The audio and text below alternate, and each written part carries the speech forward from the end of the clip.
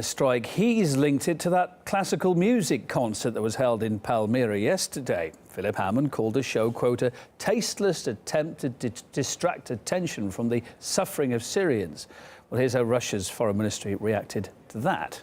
It's a pity that Mr. Hammond didn't like it. We expended all our efforts so he would enjoy it. It was all for him. And it's not because he's an expert on music. As we understand now, he's not. Andrew Farmer earlier discussed this classical performance with correspondent William Whiteman. Tell us more then about this concert. Well, basically, the whole idea behind it was to, to show unity between the Russian and the Syrian people in the face of terrorism and extremism. Obviously, holding it in the ruins of Palmyra has a strong overtones, of unity and standing up in the face of these kind of extremist dangers. OK, well, it has mixed reaction, hasn't it? We'll get the response from the UK now, because we can cross over to Anastasia Chorkina, who joins us. Nastia, what has been the reaction then in the UK to this concert?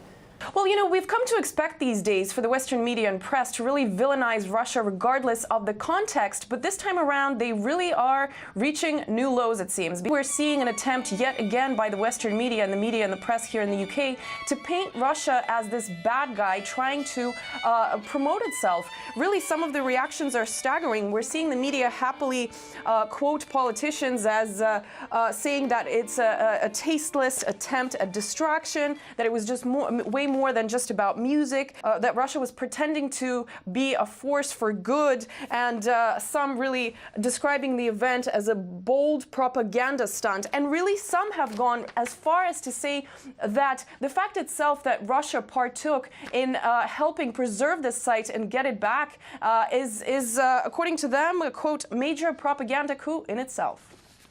It's a great shame, isn't it, because the whole aim of this concert was to try and generate a feeling of solidarity, we were told, against terrorism. But from what you say, it looks like it's failed. Well, that really seems to be the case, unfortunately. A lot of the reaction we've seen here in the UK and in the West seems to really be missing the point in terms of what this concert was supposed to be about. Because we can easily imagine if this was any other country, of course the West would happily applaud this celebration of the fight against terrorism. But just because it's Russia, it seems to be a different picture, unfortunately. Just quick examples, this world-renowned conductor, Valery Gergiev, who conducted this concert, instead of focusing on the fact that he's known all over the world, and including having worked at the London Symphony Orchestra and many other places around the world, they're talking about him being a Kremlin supporter, a friend of the Russian president. One of the main soloists that participated in this concert is also, instead of focusing on what the message was, they're talking about how he was named in the Panama Papers, really missing the mark, it seems, with what this was all about. Let's turn back to Will, because we're hearing a lot of negative comments coming out of the UK. What sort of other opinions, though, have we heard? Well, I mean, we actually went to the State Department yesterday to ask them what they thought of the concert, and well, we had quite a different response from them than what we've had from Philip Hammond. We can have a look at that now. As to the orchestra playing there, I don't have any comment. Why not? I will never denounce an orchestra playing to the citizens of a beleaguered city. It's fine. As well as that, then we've also had responses from Western media, which has been pretty condemning of it. The Kremlin trying to say to the world, look, we're a positive force in Syria. Now, of course, this has political implications. This is more than just music. By organising a concert in the ruins of Palmyra, Russia wants the world to see that it's making a positive contribution in Syria, bringing peace and stability to the country.